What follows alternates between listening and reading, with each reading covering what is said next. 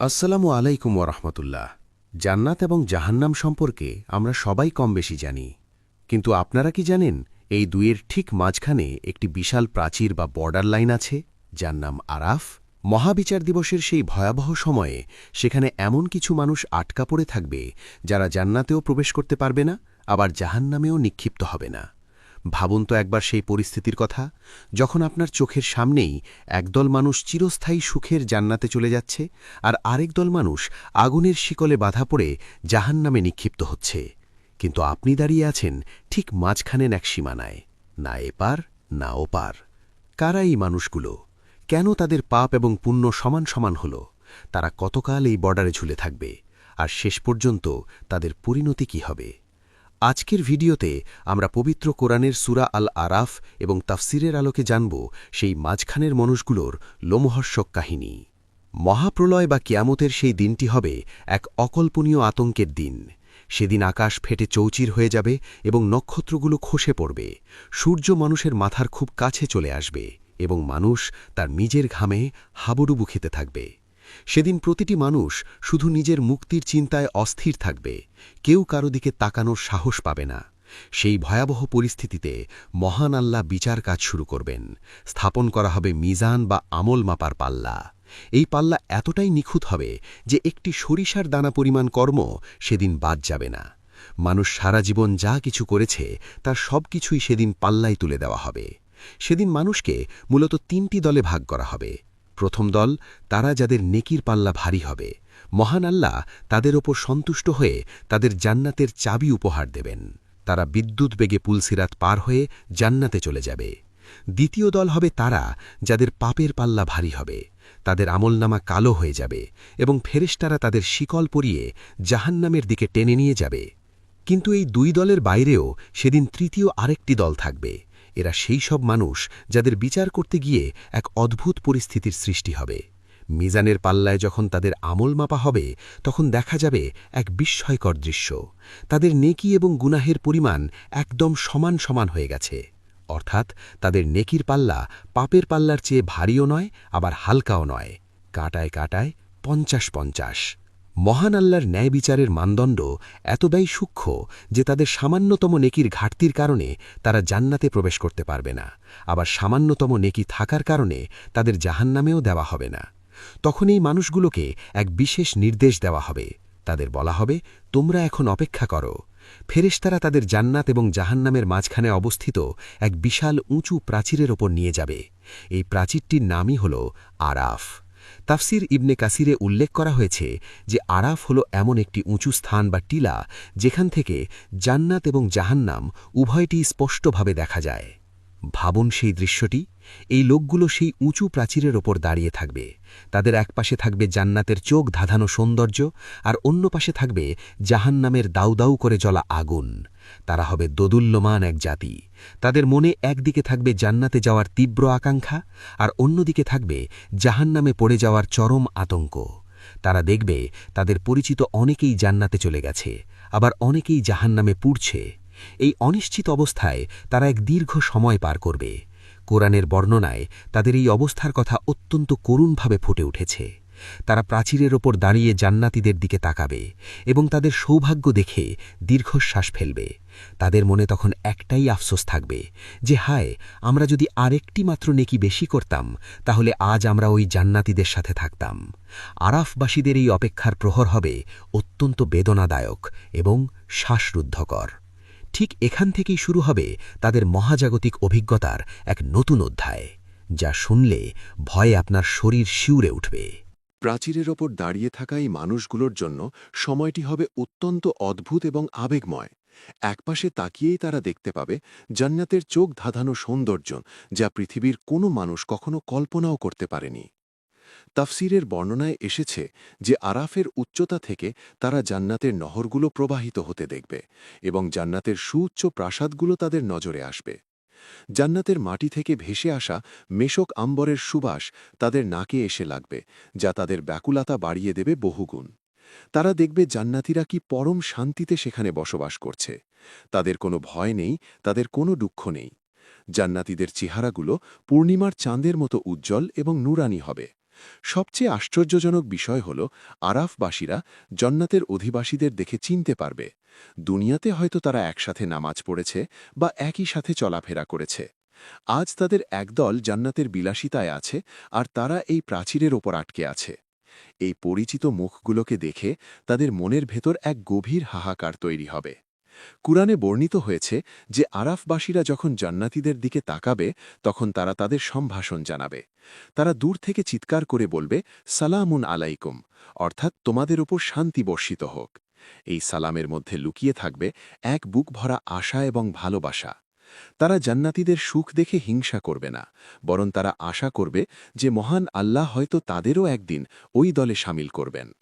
মুফাসসিরগণ বলেন, আরাফবাসীদের এই সালাম দেওয়াটা প্রমাণ করে যে তারা তখনও আল্লাহর রহমত থেকে নিরাশ হয়নি। তারা জান্নাতীদের পোশাক এবং তাদের চেহারার উজ্জ্বলতা দেখে বুঝতে পারবে যে আল্লাহ তাদের ওপর কত খুশি হয়েছেন। জান্নাতের সেই স্নিগ্ধ বাতাস যখন আরাফের ওপর দিয়ে বয়ে যাবে, তখন সেই বাতাসের স্পর্শে তাদের ক্লান্তি কিছুটা দূর হবে ঠিকই, কিন্তু তাদের অন্তরের তৃষ্ণা মিটবে না। কারণ তারা জান্নাত দেখছে, গন্ধ পাচ্ছে, কিন্তু সেখানে প্রবেশ করতে পারছে না। এটি এমন এক মানসিক যন্ত্রণা যা শারীরিক যন্ত্রণার চেয়ে কোনো অংশে কম নয়। তাফসিরে ইবনে কাসিরে উল্লেখ করা হয়েছে যে আরাফবাসীরা যখন জান্নাতীদের খাবার খেতে দেখবে বা পানীয় পান করতে দেখবে, তখন তাদের ক্ষুধাও চাগার দিয়ে উঠবে। তারা ভাববে, ইস, আমাদের যদি সামান্য নেকি বেশি থাকত, তবে আজ আমরাও ওই দস্তরখানে বসে থাকতে পারতাম। তাদের এই আশা এবং আক্ষেপের দোলাচলের মধ্যেই হঠাৎ করে বাতাসের গতিপথ বদলে যাবে, অথবা তাদের দৃষ্টি অন্যদিকে ঘুরে যাবে। এতক্ষণ তারা জান্নাতের দৃশ্য দেখে যেটুকু প্রশান্তি পাচ্ছিল, তা মুহূর্তের মধ্যেই উবে যাবে যখন তাদের চোখ পড়বে প্রাচীরের অন্য পাশে। সেখানে অপেক্ষা করছে এমন এক দৃশ্য যা দেখার পর তাদের কলিজা শুকিয়ে যাবে এবং ভয়ে তাদের রক্ত হিম হয়ে আসবে। জান্নাতের মনোরম দৃশ্যের ঠিক বিপরীতেই রয়েছে জাহান্নামের ভয়াবহ গহ্বর, যা দেখে আরাফবাসীদের অবস্থা শোচনীয় হয়ে পড়বে। জান্নাতের স্নিগ্ধ দৃশ্য থেকে যখনই তাদের দৃষ্টি ফিরিয়ে নেওয়া হবে, তখন তাদের সামনে ভেসে উঠবে এক রোমহর্ষক বিভীষিকা। প্রাচীরের বাম দিকে তাকাতেই তারা দেখতে পাবে দাউ দাউ করে জ্বলতে থাকা জাহান্নামের লেলিহান শিখা। আগুনের সেই ভয়াবহ গর্জন আর পাপীদের করুণ আর্তনাদ তাদের কানে এসে পৌঁছাবে, যা শোনা মাত্রই তাদের অন্তরাত্মা কেঁপে উঠবে। তাফসির আল কুরতুবির বর্ণনায় এসেছে যে জাহান্নামের আগুন এতটাই ক্ষিপ্ত থাকবে যে মনে হবে তা এখনই প্রাচীর টপকে আরাফবাসীদের গ্রাস করতে আসছে। আগুনের সেই তীব্র তাপ আর বিষাক্ত ধোঁয়া তাদের চোখে মুখে এসে লাগবে।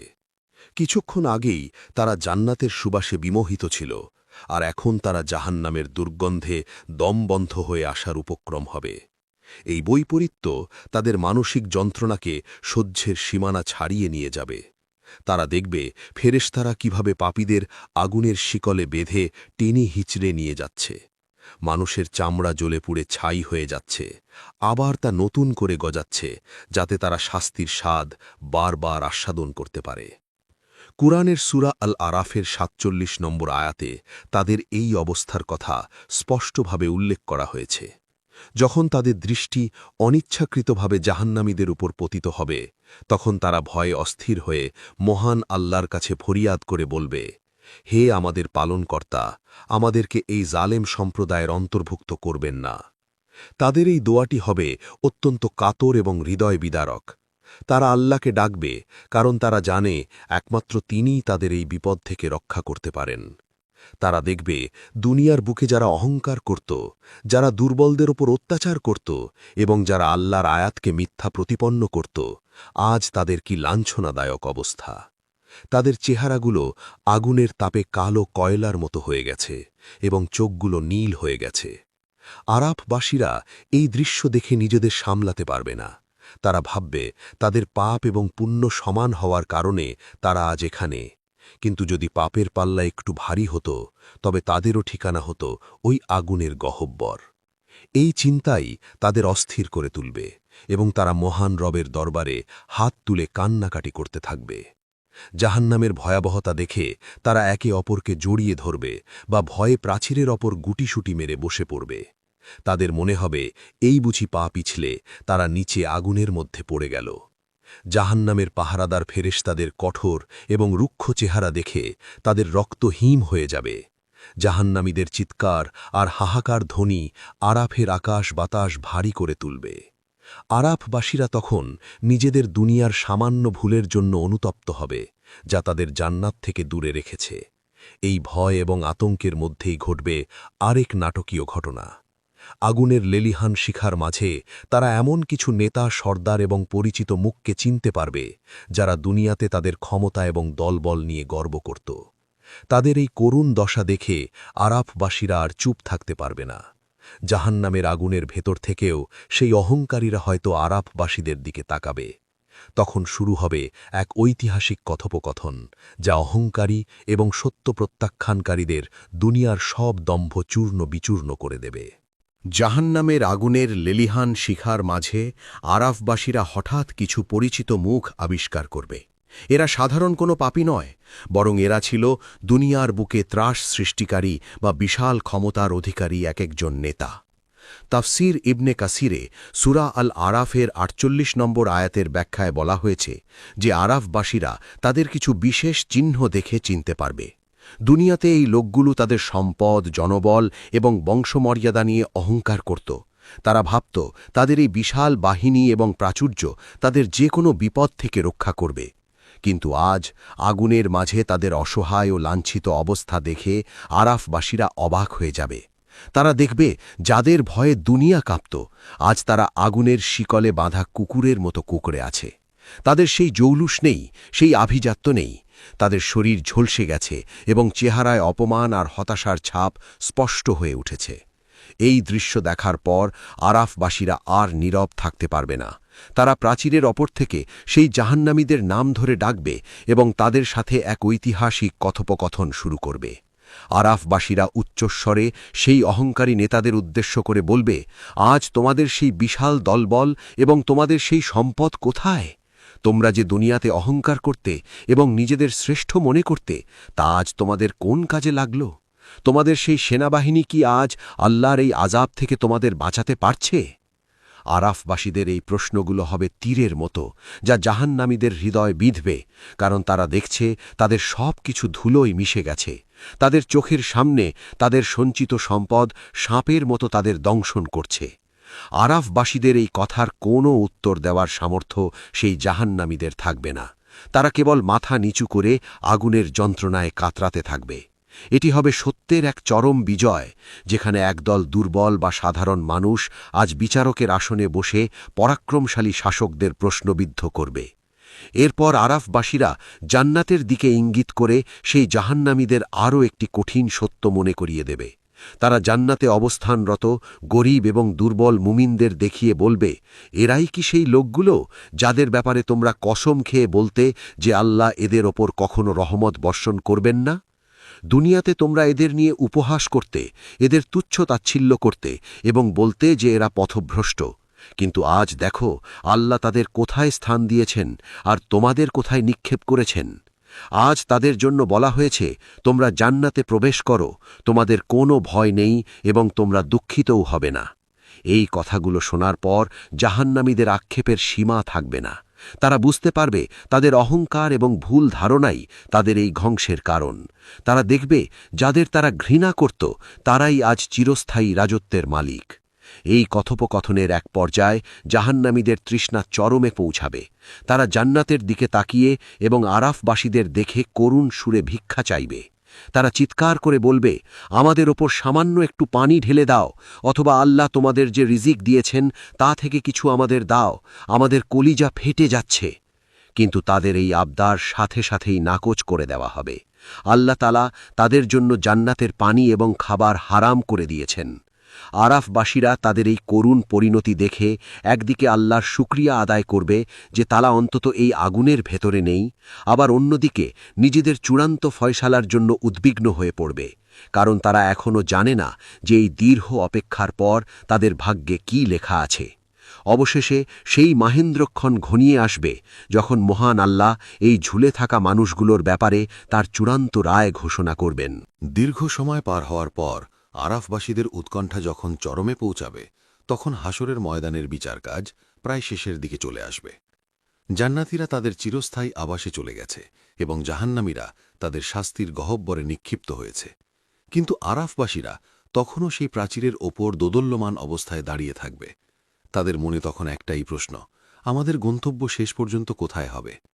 তাফসিরবিদগণ বলেন, মহান আল্লাহ তাদের এই অবস্থানে এত দীর্ঘ সময় আটকে রেখেছেন যাতে তারা আল্লাহর রহমতের গুরুত্ব মর্মে মর্মে উপলব্ধি করতে পারে এবং জান্নাতের কদর তাদের অন্তরে গভীরভাবে গেঁথে যায়। হাসান বসরি রহমতুল্লাহি আলাইহি বলেন, মহান আল্লাহ এই মানুষগুলোকে জান্নাতের সুসংবাদ শোনানোর জন্যই আরাফের ওপর স্থান দিয়েছেন, তাদের নিরাশ করার জন্য নয়। অবশেষে সেই মহান মুহূর্তটি উপস্থিত হবে যখন আল্লাহর রহমতের দরজা তাদের জন্য উন্মুক্ত হবে। মহান রব তার অসীম করুণায় তাদের দিকে দৃষ্টি দেবেন। হাদিস ও তাফসিরের বর্ণনায় পাওয়া যায় যে আল্লাহ তাআলা তখন এই আরাফবাসীদের উদ্দেশ্য করে বলবেন, তোমরা কি ভীত ছিলে যে আমি তোমাদের উপর দয়া করব না? আজ আমার রহমত আমার ক্রোধের ওপর বিজয় লাভ করেছে। এরপর আল্লাহ নির্দেশ দেবেন, তোমরা জান্নাতে প্রবেশ করো, তোমাদের কোনো ভয় নেই এবং আজ থেকে তোমরা আর চিন্তিতও হবে না। এই ঘোষণা শোনা মাত্রই আরাফবাসীদের দীর্ঘ অপেক্ষার ক্লান্তি মুহূর্তেই দূর হয়ে যাবে। তাদের চোখ দিয়ে আনন্দের অশ্রু গড়িয়ে পড়বে। যে জান্নাতের দিকে তারা এতক্ষণ কেবল দূর থেকে লোলুপ দৃষ্টিতে তাকিয়েছিল, আজ সেই জান্নাতের দরজা তাদের জন্য খুলে দেওয়া হবে। তারা যখন প্রথম পা জান্নাতে রাখবে, তখন তাদের মনে হবে যেন তারা নতুন জীবন ফিরে পেল। তাদের পাপ এবং পুণ্যের সমান ওজনের কারণে তারা আটকে ছিল, কিন্তু শেষ পর্যন্ত আল্লাহর দয়াই তাদের মুক্তির একমাত্র উপায় হয়ে দাঁড়াল। তাফসির ইবনে কাসিরে উল্লেখ আছে যে এরা যখন জান্নাতে প্রবেশ করবে তখন তাদের বলা হবে মাসাকিনুল জান্নাত বা জান্নাতের মিসকিন, কারণ তারা নিজেদের আমলের জোরে নয়, বরং একান্তই আল্লাহর দয়ায় এবং ক্ষমার মাধ্যমে জান্নাতে স্থান পেয়েছে। তবে জান্নাতে প্রবেশ করার পর আল্লাহ তাদের এমন মর্যাদা দান করবেন যে তাদের আর কোনো হীনমন্যতা থাকবে না। তাদের বুক থেকে হিংসা, বিদ্বেষ এবং অতীতের সব কষ্ট মুছে দেওয়া হবে। তারা জান্নাতের ঝর্ণার পানি পান করে চিরস্থায়ী প্রশান্তি লাভ করবে। তাদের এই ঘটনা আমাদের জন্য এক বিশাল শিক্ষা রেখে যায়। দুনিয়াতে আমরা অনেক সময় ছোট ছোট নেক কাজকে অবহেলা করি এবং ছোট ছোট গুনাহকে তুচ্ছ মনে করি, কিন্তু আরাফবাসীদের দিকে তাকালে বোঝা যায় যে হাসরের মাঠে একটিমাত্র নেকি বা একটিমাত্র গুনাহ কত বড় ব্যবধান গড়ে দিতে পারে। মাত্র একটি নেকি কম হওয়ার কারণে তাদের হাজার হাজার বছর ধরে সেই আতঙ্কের প্রাচীরে দাঁড়িয়ে থাকতে হয়েছে। তাই আমাদের উচিত কোনো নেক কাজকেই ছোট মনে না করা। তা হতে পারে রাস্তার কষ্টদায়ক বস্তু সরিয়ে দেওয়া বা কারো দিকে তাকিয়ে একটু হাসা। কে জানে, হয়তো এই ছোট আমলটি মিজানের পাল্লায় আমাদের জান্নাতের ফয়সালা করে দিতে পারে। মহান আল্লাহ আমাদের সবাইকে বিনা হিসাবে জান্নাত দান করুন এবং আরাফ বা জাহান্নামের ভয়াবহতা থেকে রক্ষা করুন। প্রিয় দর্শক, সূরা আল আরাফের আলোকে জান্নাত ও জাহান্নামের মাঝখানের মানুষগুলোর এই রোমহর্ষক সিরিজটি আজ এখানেই শেষ করছি। কোরআনের এই ঘটনাগুলো আমাদের ঈমানকে মজবুত করতে সাহায্য করে। ভিডিওটি ভালো লাগলে লাইক দিন এবং শেয়ার করে আপনার বন্ধুদেরও জানার সুযোগ করে দিন। এমন আরও রহস্যময় এবং ইসলামিক ইতিহাসের ভিডিও পেতে আমাদের চ্যানেলটি সাবস্ক্রাইব করে বেল আইকনটি অন করে রাখুন। দেখা হবে আগামী ভিডিওতে নতুন কোনো বিষয়ের সাথে। ততক্ষণ পর্যন্ত সবাই ভালো থাকুন, সুস্থ থাকুন এবং মহান আল্লাহর ওপর ভরসা রাখুন। আল্লাহ হাফেজ।